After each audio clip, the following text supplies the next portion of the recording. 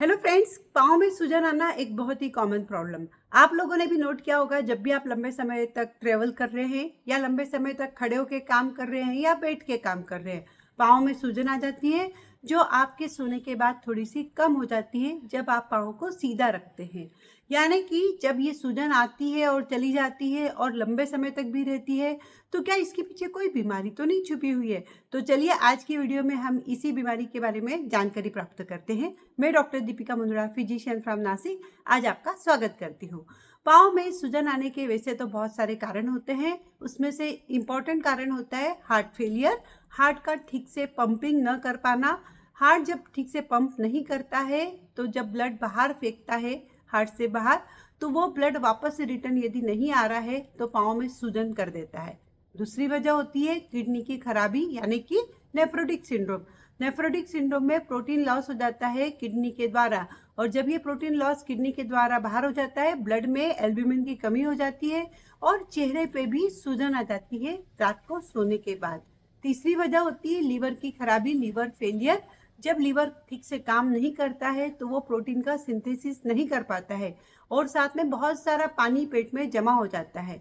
चौथी कारण होती है जो फिजियोलॉजिकल है, जिसे हम बोलते हैं प्रेगनेंसी या फिर मोटापा।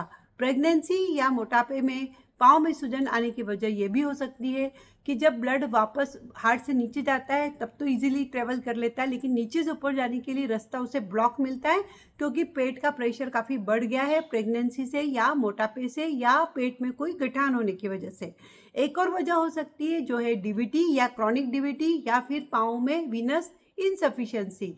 जब भी वेंस पाँव की खराब हो जाती है, डीप वेन, बड़ी वाली वेंस, तो उसकी वजह से थोड़ा सा ब्लड लीक हो जाता है, फ्लूइड लीक होके आपको कंटिन्यूअसली पाँव में सूजन बनी रहती है। इसमें बहुत बार जब ब्लड भी सीपेज होने लगता है तो देखिए आप, पाँव का रंग भी थोड़ा सा ब्लूइश पर्पलिश होने लगता है।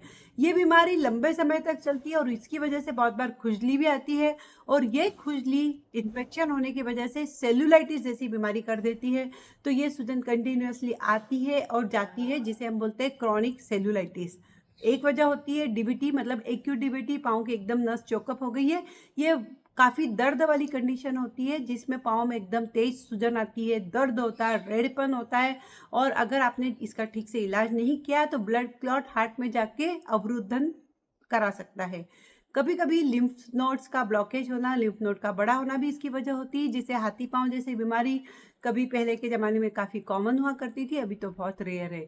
लेकिन मैं समझती हूँ अम्लोडिपिन, मतलब ब्लड प्रेशर लोअर करने की दवाई, एक बहुत ही कॉमन समस्या है।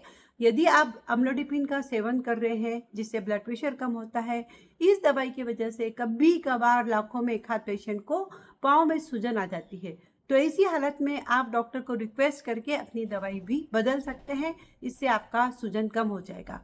वैसे यदि आपकी फिजियोलॉजिकल सूजन है, यानी कि जब आप ट्रेवल कर रहे हैं सूजन आ रही है और जब बैठ गए हैं, सो गए तो सूजन उतर गई है, और आपको लीवर, किडनी, हार्ट की कोई बीमारी नहीं है, नस भी ब्लॉक नहीं है, तो ऐसी हालत में आपको सूजन उतारने के लिए क्या करना चाहिए?